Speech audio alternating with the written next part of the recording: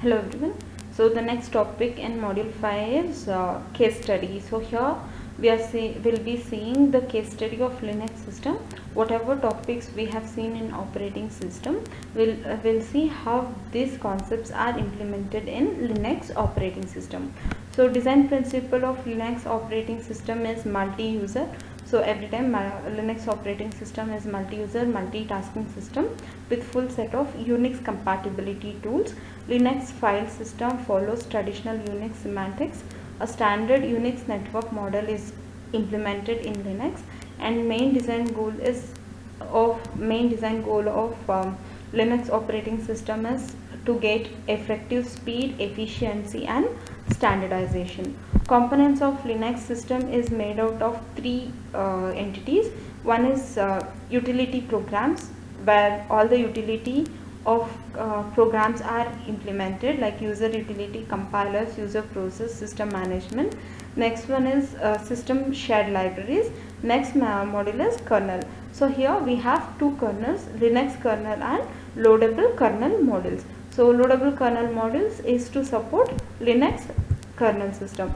So components of Linux system, as I told, like most Unix implementation, Linux is composed of three main bodies: kernel, we have kernel, system libraries, and system utilities. So this is system utility programs, this is system library, and this two is system kernel. So kernel is responsible for all execution and maintenance of operating system. Kernel code executes in kernel mode and full access to all physical resources of the computer. All kernel code and data structure are kept in single address space. System library defines standard set of functions through which applications interact, and system utilities are performed individually specialized management tasks. User mode program rich and varied include multiple shells like we have bash as an example for shells. For every user, each shell is assigned, like every user will be assigned with single shell. Kernel model.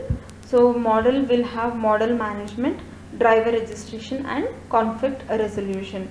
So model management uses model management is used to manage the complete model.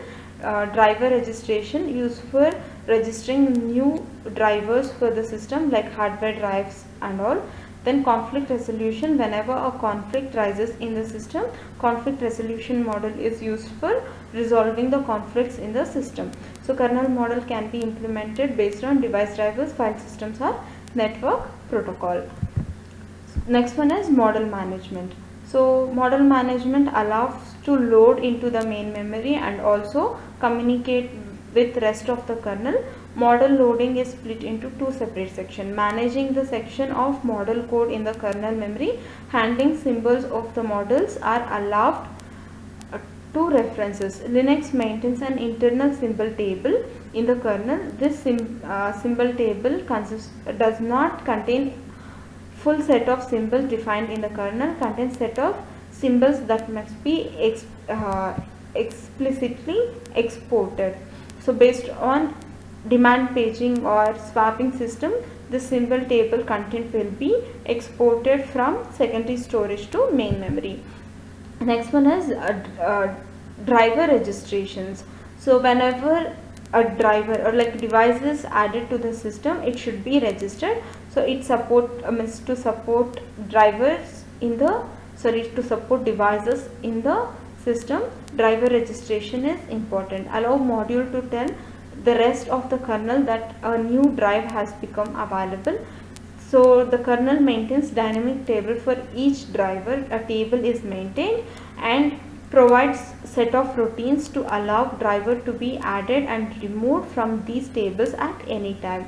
Kernel calls module startup routine when the module is loaded, and when the kernel calls the module setup, a module will be loaded, and when it calls cleanup routine, the modules will be unloaded. Registration table of this driver registration includes device drivers, file system, network protocol, and which will be in the form of binary formats.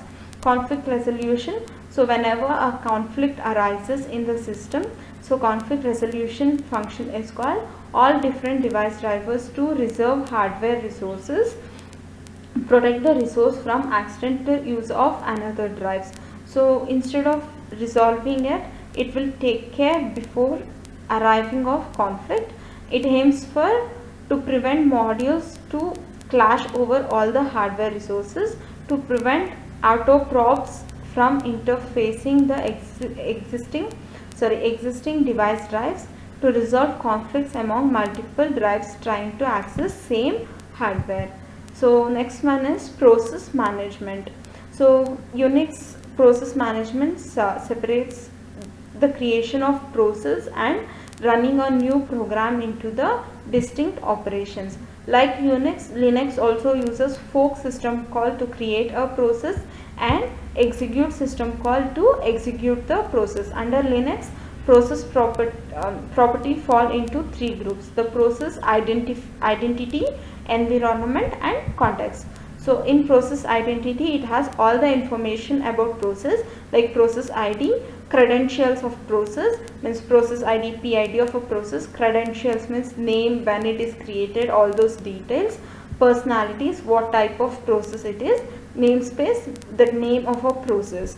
This is about process identity. Next one is process environment.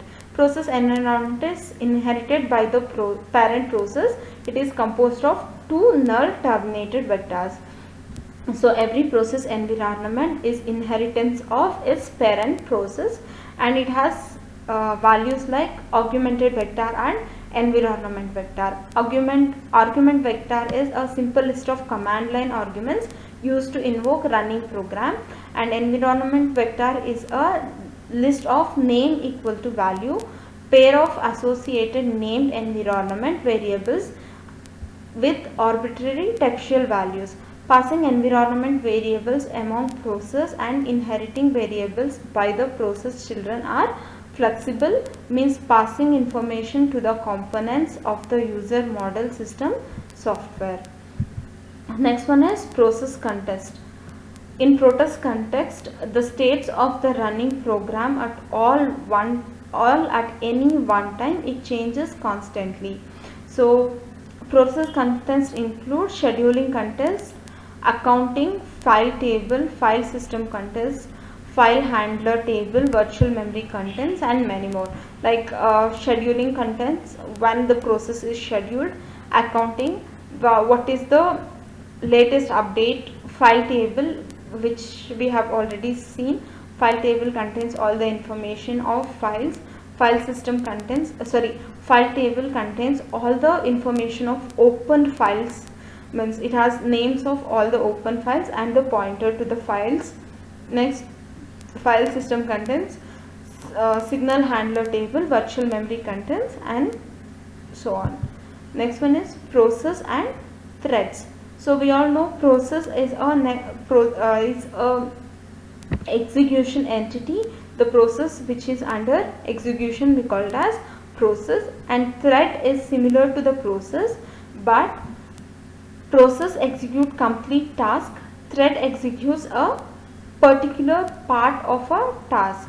So whenever you have to create a process, we use fork, and clone is used to create a thread. So using clone, given application fine-grained control over exactly what is shared between two threads. So we have thread and its flag and what the meaning. Clone FS, file system information is shared. File VM, a same memory space is shared from process and the threads. Clone SI-GAN, single handler are shared. Clone files, a set of open files are shared. Next one is scheduling. So scheduling is like scheduling CPU time for different tasks in the operating system. Like Linux also support preemptive multitasking. So preemptive is like whenever a process is under execution, can be shifted to another process. Can be shifted from one process to another process for execution. In such system, process scheduling decides which process to run and when.